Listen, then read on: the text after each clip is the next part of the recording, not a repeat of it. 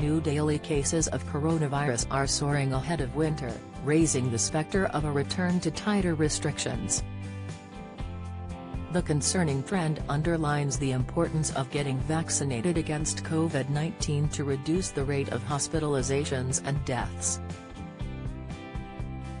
That's why health officials are urging those eligible to take advantage of a COVID vaccine booster shot to top up waning immunity. Health bodies continue to monitor the safety of the vaccines as they steadily make their way into more arms. Ongoing analyses from the FDA and the Centers for Disease Control and Prevention (CDC) safety surveillance systems have identified increased risks of inflammatory heart conditions, myocarditis and pericarditis, following vaccination with the Moderna COVID-19 vaccine, particularly following the second dose. According to the health bodies, onset of symptoms has typically been a few days following vaccination.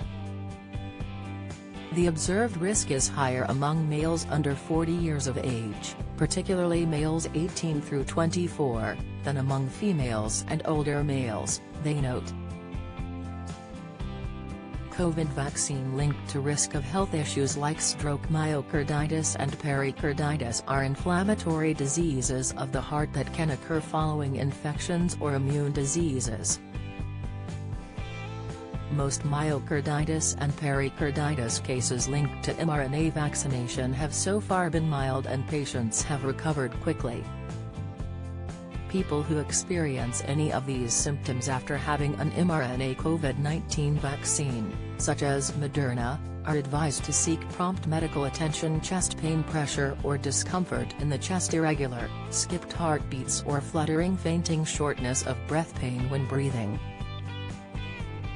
The case to get vaccinated. The risks posed by the vaccines remain marginal up against the risks posed by catching COVID-19 if you're unvaccinated.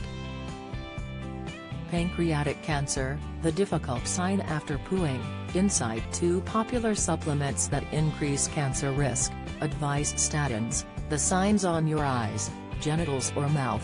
Tips: the booster vaccines have been shown to help improve the protection you have from your first 2 doses of the vaccine.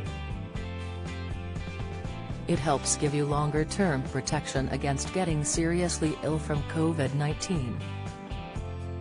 Booster vaccine doses will be available on the NHS for people most at risk from COVID-19 who have had a second dose of a vaccine at least 6 months ago.